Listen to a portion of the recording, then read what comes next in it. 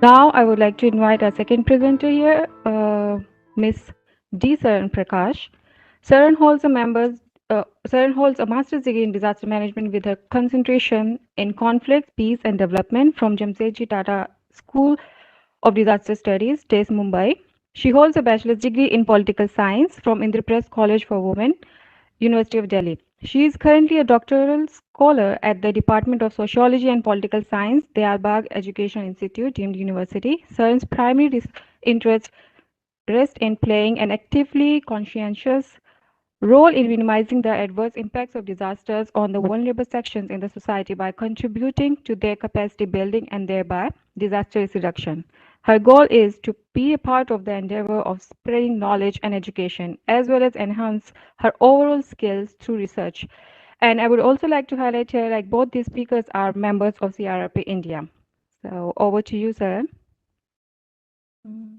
Thank you so much, Rupa, for that wonderful introduction. I have just stopped my video to avoid any technical glitches here. I'll be sharing my presentation now. Rupa, can you please confirm if this is visible? Yes, yes, it is. Great. All right. Thank you. So, greetings to one and all. My name is Saran Prakash, and it is an absolute honor for me as a doctoral scholar and a member of CRRP India to be participating in this webinar. I will be sharing some bits from my professional journey until now.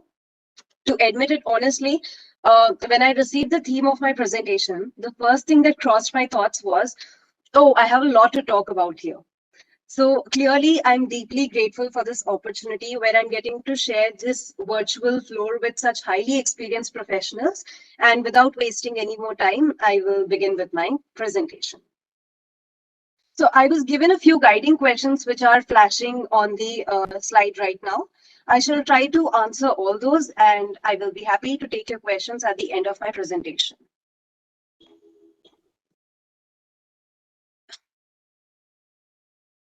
I will begin with, I'm sorry. Yeah, I will begin with why I chose to take up research in the first place. So, as unrealistic as it might sound, my interaction with academic understanding of research actually began when I think I was about 9 or 10 years old. I used to jump into my mother's study, and she would happily engage me in her PhD dissertation work, of course, in a way that I could understand. She would assign me very simple jobs like highlighting some words or looking for spelling mistakes or checking if the in-text citations were mentioned in the list of references at the end. And with whatever little understanding that I could get, I was surely attracted towards the entire concept and process of research. So I gradually began practicing research ethics like citations in my school assignments. Then a few years later, when I saw the immense amount of satisfaction that shined when my mother received her doctorate, I knew that this is what I wanted to do. And since then, my wish remained undeterred, of course, with a few minor distractions like wanting to fly a plane. I guess that is really unrealistic now. Anyway, so coming to sorry, why disaster management? Why DM? For all those students from disaster management course of TISS, Tata Institute of Social Sciences, who have joined us right now, I'm sure this question will haunt them tonight again. We have been time and again answering this very question and have learned once it is seen, always it is seen, with all its elements hung on us, including the interview questions. Anyway, to come to the point, as I said, I was interested in taking up research since a long time. At the time of applying for postgraduate courses, I had several options in front of me, including the subject of international relations, which was very close to my heart, and political science in general, which was what I hold my bachelor's degree in. And during my homework for applications, I came across disaster management being offered as a full-fledged master's program in TISS, one of the premier institutes of India. And I was introduced to this subject for the first time, I think, in ninth standard. So when I saw this term years later, for some reason unknown, I had stars out of my eyes. I looked up about the program and its structure. There was absolutely nothing that could repel me from taking up this program. For one thing, I knew that disaster management was very new subject, which was not studied much, which meant that there was immense scope for research. Besides, there was one more motivation that I was aligning my decision making with, something that I learned from one of my guides. He told me that as a school going child, you are 100% at the receiving end of knowledge. As a college going student, you are 70% at the receiving end and 30% at the contributing end. As a student of post graduation, it is only 30% that you receive and 70% should be your efforts. And post that, once you enter the field of research, it is entirely yours to shape. 100% giving back to the society and contributing in what your teachers do. And this explanation definitely motivated me to take up something that was going to be truly beneficial for the society which I'm a part of. And needless to say, today, when the entire world is dealing with the unparalleled situation of this pandemic, I think it is disaster management in its several forms that is helping the society in a significant manner, following the medicine and medical science, of course. Clearly, then, disaster management can be foreseen to be an important element of our future. And I say future because at present, I still see a long room to go for us in pulling disaster management up from its nascent stage. And all this that I have just said, I hope answers the question why a PhD after a master's. So I will move on to the next question. What does a PhD in this field mean? Frankly speaking, a PhD in this field is a worthy risk. It is a long chain with pairs of extreme situations and feelings. This includes hope and hopelessness at the same time. It includes bright future and absolute blurriness at the same time. And please note that I am saying blurriness and not darkness, which means there are possibilities even in the absence of opportunities. I will back up these huge jargons that I just used with a bit of my own experience. My career plan, it had it that I will take up a PhD with no breaks, finish it, and then get straight into academics and teaching. Now, rarely is the ride so smooth for anyone, right? Uh, yeah. So even before I could finish, I finished my master's, I started preparing for an exam which happens to be a prerequisite for PhD admission in several institutes in India. We can choose the subject in which we would like to take the exam. Unfortunately, disaster management is still not listed in that exam as a subject, even 15 years after disaster management made its space as an academic field in India. Anyway, so I had to go back to political science, which was proving to be a lot tougher than I had imagined, largely because the syllabus of this exam was so voluminous that either I could focus on my master's dissertation and exams, or I could focus on this prerequisite exam. And that was not a challenge for me alone, as I could see several others, my contemporaries, having to go back to a different subject that they had in their bachelor's program. And that was only one challenge to begin with. While I was writing several proposals, I came across several challenges, some of which were anticipated and some of which were totally new. That takes me to the next guiding question. How can one look for opportunities for PhD or postdoctoral, and how easy is it? To begin with India, there are less than 10 centrally funded academic institutes which offer a full-fledged PhD program in disaster management. So it is sort of easy to visit their website and look up for the requirements, right? No, because it is these very requirements which pose hurdles for us, honestly admitting. For example, in some places, the authorities ask for an MPhil degree, of course, which has now been scrapped, or a work experience of over 5 years. Here, not to oppose anyone or any institute, but how practical is it to expect a work experience of over 5 years from a person who has just finished a master's? So basically, this means that the potential scholar has no option there but to choose an employment and wait patiently for 5 years to pass no matter what. As it is, the scholar has very limited options in terms of institute. On the top of it, we have this entire experience thing.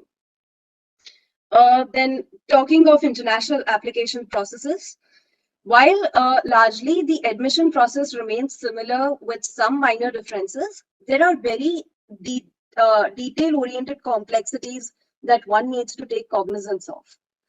So the process of application abroad is very different from that of India. I will try to elaborate on the process a little and its challenges stepwise for a clearer understanding. So the first step here is identifying universities. There are different ways of doing this too, as I understood from my rather modest experience. The first is geography-wise. We can narrow down on a few countries where we would like to apply in the field of disaster studies, particularly other than Japan. Scandinavian countries are what several established scholars suggest to consider. Then we have funding-wise, identifying which universities are offering funding opportunities in disaster management or related fields. These opportunities include scholarships, fellowships, teaching assistantships, bursaries, project fellowships, etc. Then we have scholar-wise method.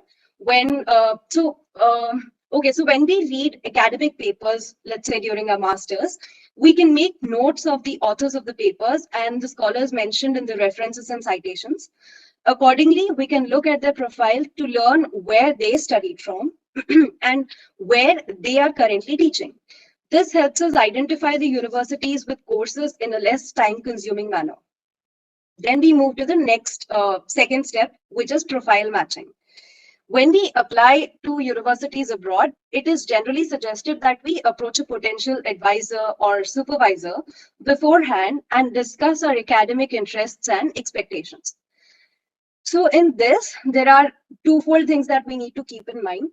Keeping a preliminary proposal ready before approaching the potential supervisor. And it is important that our proposal aligns with their research interest.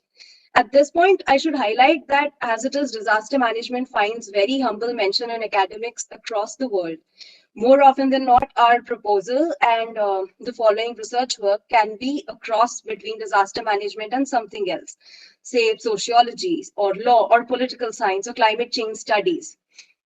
Therefore, it is extremely important that we keep PhD options of not just disaster management open, but also of related and relatable disciplines in our radar.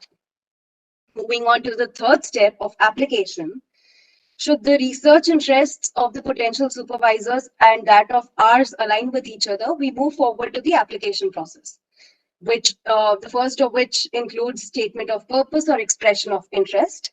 This has to be as elaborated introduction of the applicant or the candidate as possible with the right words and grammar in place. Extremely important.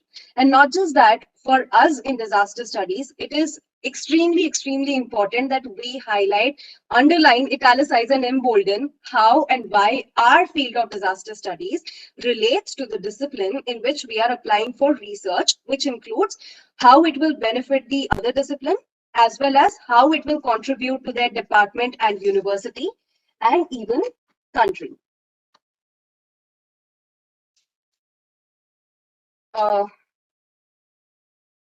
So carefully, and also in this process, we need to carefully balance between what we can contribute to their country and our home country too. Then we have prerequisite examination. Language proficiency examinations are something which are asked by most universities across the world. And when I say this, I must highlight something that I was not told or I figured it out myself. When someone says, just take your language test, write an SOP and bang, you are through. Please sense the several tens of steps that are not shared by anyone.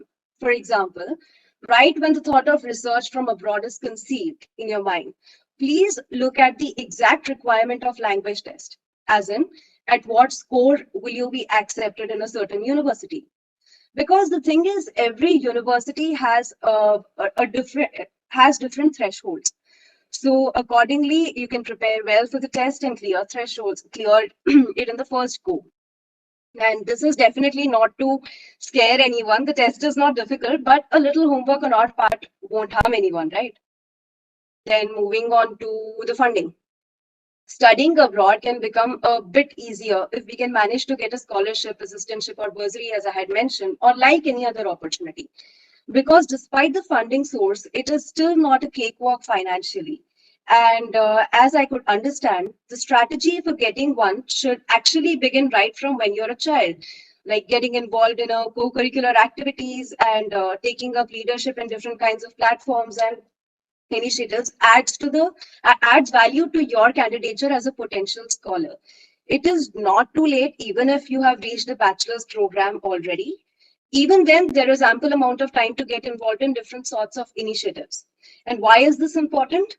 Because as I could understand, the research proposal and SOP are for the university to assess the candidature of a potential scholar. And the certificates of achievements and so on are for the funding authorities to ensure that they are investing in a bright candidate who will utilize their investment to the best. Then it was also always a confusion for me whether to apply for a scholarship before I secure an admission, or should I apply it after that? What if I secure the admission but do not get the scholarship? Been there, felt that. What if I get the money and end up going nowhere? The thing is, um, the timelines, and the deadlines for the application of the admission process of the universities and the scholarships are generally different from each other. It is a different thing if it is a teaching assistantship or a project fellowship. In this light, nobody could actually give me a correct answer. So I figured with a lot of preparedness that the two processes have to take place parallelly, simultaneously. Begin with whatever opens up first and keep a close track on the timeline of the other. So this was a brief sharing about the process of PhD admissions, and I leave it to the wisdom of you all to decide how easy is it, whether it is easy or not. Do you become a disaster management expert? I have been managing the tornado rising in me every now and then during the process of PhD application for all the challenges and disappointments that it brought along. But on a serious note, what is a disaster management expert after all? I mean, I have had several discussions with my friends and colleagues where I strongly objected to the term disaster management. Do we, really manage a disaster after all? I mean, in the past 1 year, with COVID-19 hovering over us, how much did we manage the disaster itself? No, we did not. Disaster happened. That is it. We saw it unfurling on our TV screens, and that is it. Yes, what we did later on is DRM, or disaster risk management. And now several institutes and organizations are focusing on reducing the further risks of disasters, or which is DRR. So I do not personally relate to the term DM expert. For one thing, if I call myself or anyone else a DM expert, it means that the person is fully capable of handling all the phases of a disaster cycle. I mean, really, is that even possible?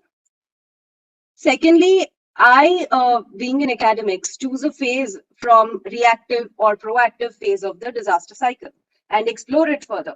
So I consider myself an explorer right now, searching again the solutions to the concerns which appear problematic to me. So, and once I have finished my PhD, I'm hoping to be a DRR or DRM professional in academics who finally sort of understands the nuances of different disaster situations and can contribute in appraising our DRR and DRM policies and practices. And that can happen with guidance and coordination of professionals from the field also, so that we do not continue considering disaster studies idealist and divorced from the field. Do you feel a sense of responsibility towards contributing, having learned so much? Firstly, I have really learned only so much, actually. But I'm glad that my process of learning is progressing parallelly with sharing. I waited patiently for a little over 2 years to finally get into a formal research. In the process of trying and trying again, I have experienced more concrete disappointments than successes when I count. But when I try to understand the value of everything that I undertook in the past 2 years, I know that I was growing, improving, and more importantly, contributing. By contribution, I mean contributing in small bits to a disaster-stricken community via a project that I had the opportunity to be a part of because of CRRP India, contributing with my writing skills and thoughts, and contributing in identifying the shortcomings in my own field of disaster studies, which can be and has to be, they have to be filled in. Today, as I'm sharing all this, I do feel a sense of responsibility towards making this emerging field established, accepted, and grown in academics, especially in India, so that we don't have to look outwards to reduce the risks that exist inside our country. Of course, exposure to different countries and cultures is a different wish altogether. But if young professionals like us do not own up disaster studies, 15 years from now, we will still be opening the concept notes of several webinars and seminars with the words, disaster management is an emerging subject in India. I mean, imagine that will be 30 years after disaster management was introduced in India. So yes, definitely, I do feel a great sense of responsibility towards contributing to disaster studies through my research, and also by working with and learning from my colleagues of CRRP especially, who are extremely dedicated to this field and who provide motivation for me also to not give up on disaster studies. So I think every person's journey towards his or her professional goal is a bumpy ride in their own capacity. This is how my journey began. It may or may not be the same for others. It might be easier or it might even be more fun. Guidance that we receive from different professionals will be diverse and sometimes also confusing.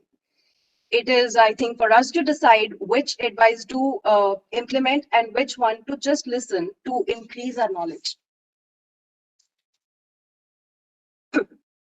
Finally, I would just like to repeat what I said before. PhD in disaster management and disaster studies is a worthy risk. Not to draw any fancy picture here, there will definitely be challenges, sometimes maybe a little more in disaster studies than in others. But I think that itself should motivate us young professionals to engage ourselves in this field. I mean, after all, it is because young professionals like myself and several more stuck to our dedication towards this field that we are able to share with everyone our learning today for improvement.